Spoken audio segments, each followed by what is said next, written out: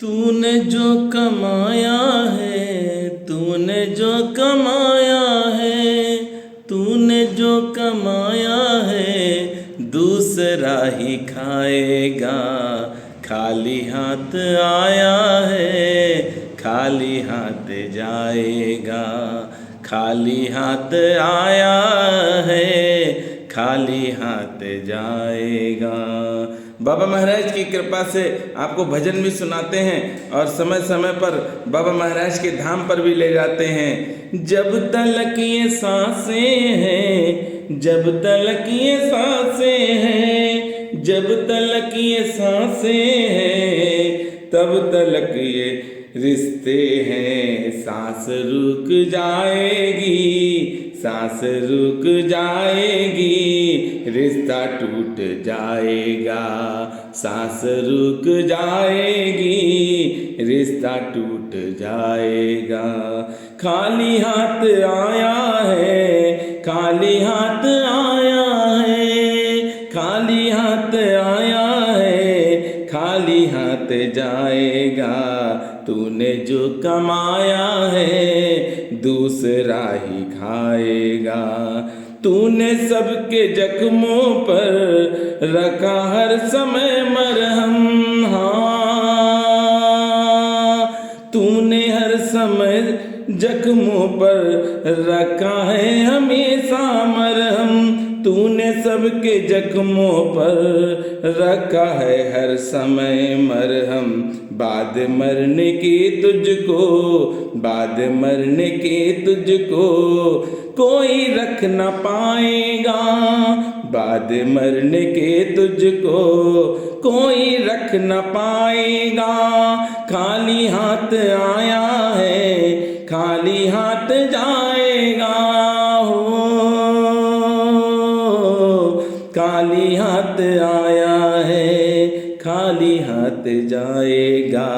तूने जो कमाया है, तूने जो कमाया है, और कोई खाएगा।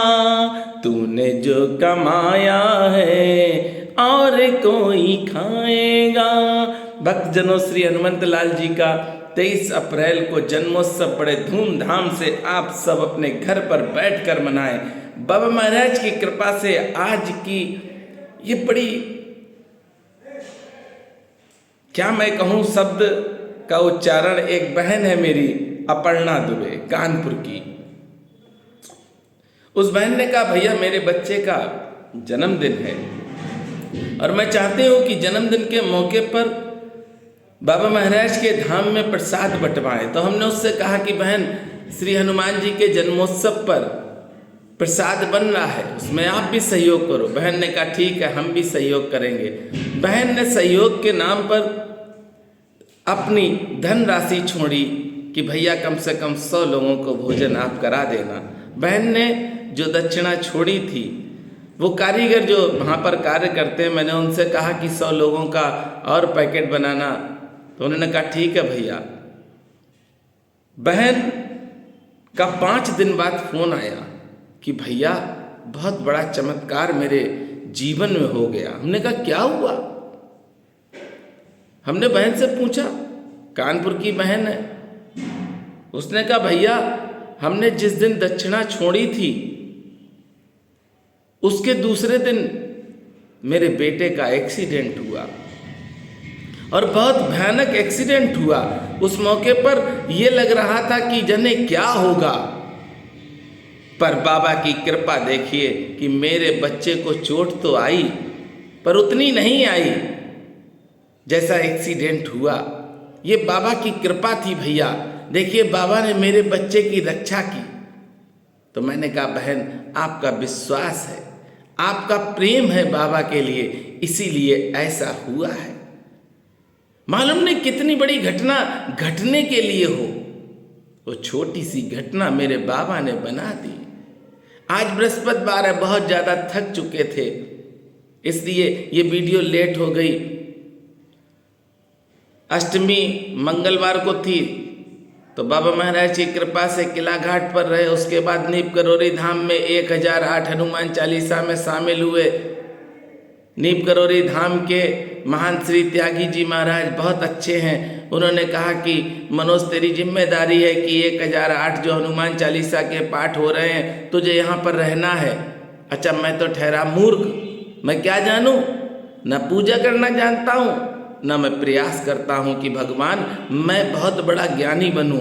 मैं तो यही कहता हूँ प्रभु आपके भक्तों का मैं दास सदैव बना रहूँ, आपके भक्तों की मैं निरंतर सेवा करता रहूं। कोई भी त्रुटि अगर होती है बाबा तो आप हमारी उस त्रुटि को माफ कर देना और ऐसी बुद्धि देना कि कभी जीवन में कोई भी गलती मुझसे ना हो।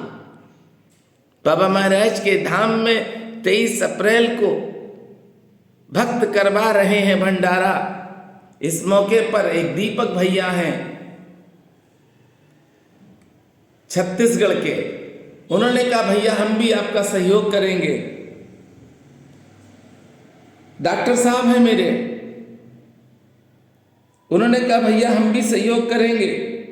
डॉक्टर साहब बहुत अच्छे हैं और डॉक्टर साहब ने कहा कि भैया कम से कम 100 लोगों का मेरी तरफ से भी आप कर दीजिए व्यवस्था। हमने कहा ठीक है। एक प्रदीप पांडे जी हैं, मेरे भाई हैं हैदराबाद के, उन्होंने कहा भैया कम से कम आप 300 लोगों के लिए भोजन की व्यवस्था करें। हमने कहा ठीक है भैया। शाहजहाँपुर के एक भक्त हैं जो बाबा महाराज के नीम करोरी धाम में निरंतर अपनी सेवा देते हैं, उन्होंने कहा भैया 500 लोगों का आप इंतजाम करिए, कैसे करना है आप जानो। हमने कहा ठीक है भैया, कारीगर हैं मंदिर में हमने कह दिया और कारीगर का नंबर भी उनको दे दिया। राजेश जी हैं बड़ौदा के, उन्होंने कहा भैया मेरी तरफ से भी आप कम से कम 200 लोगों का कर दीजिए भंडारा। हमने कहा ठीक है भैया। और अपर्णा दुबे ने भी 100 लोगों का भंडारा कहा है कि भक्तों का कर देना। सबसे बड़ी बात क्या है, वह विशेष है कि आप ना तो कुछ लेकर आए थे और ना कुछ लेकर जाएंगे। आप खाली हाथ आए थे तो खाली हाथ ही जाएंगे। बस इतना है कि जो कमा सकते हो वो प्रभु की कृपा आप कमा लो, क्योंकि प्रभु के बिना आपके जीवन में जो आप सोचते हो ना कि ये आ जाए वो आ जाए, ये आ जाए वो आ जाए, बिना प्रभु की कृपा के कुछ नहीं आएगा। आज आपको बहुत अच्छी एक बात मैं आपको बताता हूँ। आपने कभी खीरा देखा है? सलाद में यूज करते हैं खीरे को, देखा होगा, खाया भी होगा, कई बार खाया होगा आपने।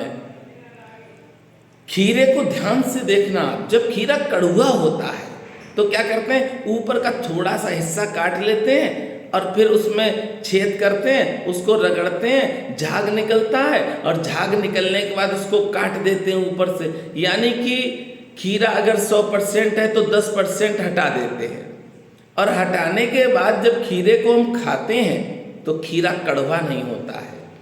खीरा कड़वा नहीं होता, वो मीठा हो जाता है। इसी तरह से हम सबको, चाहे आप हो चाहे हम हो, कोई भी हो, हम लोगों को भी अपने धन को शुद्ध करना, अपने मन को शुद्ध करना है तो 10% का शेयर तो भगवान के लिए अवश्य रखना चाहिए। श्रीधाम वृंदावन में हम जाते हैं, देखते हैं, वहां पर बड़ा आनंद आता है। संतों के पास बैठते हैं, संतों से सुनते हैं कथाएं, एक से एक प्यारी कथा सुनते हैं और दिल प्रसन्न हो जाता है। आप सबकी कृपा तो है, आप सबका आशीर्वाद है। आप देखिए 21 अप्रैल को मेरी भांजी का विवाह है जिसमें आप सबका आशीर्वाद है। एक समय था मेरी पत्नी और हम सोचते थे जब बहन एक्सपायर हो गई तो बड़े दुखी हुए, बड़े विचलित हुए। आज भी इतनी हिम्मत नहीं है कि मैं ज्यादा शब्द बोल सकूं। मेरी बहन ने मुझे एक माता का और पिता का और भाई का, दोस्त का प्यार दिया। अगर मेरी आंख से एक आंसू भी निकल जाए तो बहन कुछ भी कर सकती थी। उसे पता चल जाए कि भैया परेशान है तो मेरी बहन बहुत दुखी हो जाती थी। मेरी बहन ने जो मेरे साथ किया है, आप सबकी भी बहनें करती हैं आपके साथ, पर आप भूल जाते हैं बहनों को। आप देखना, YouTube पर जुड़े रहना, भांजी के विवाह का पूरा वीडियो हम डालेंगे, आप देखना। ये कृपा ही है बाबा की। हम लखनऊ हनुमान सेतु से आ रहे थे, ये मैं घटना आपको सोमवार की बताता हूँ, बहुत प्यारी घटना है। हनुमान सेतु लखनऊ से मैं वापस अपने घर फरखाबाद आ रहा था।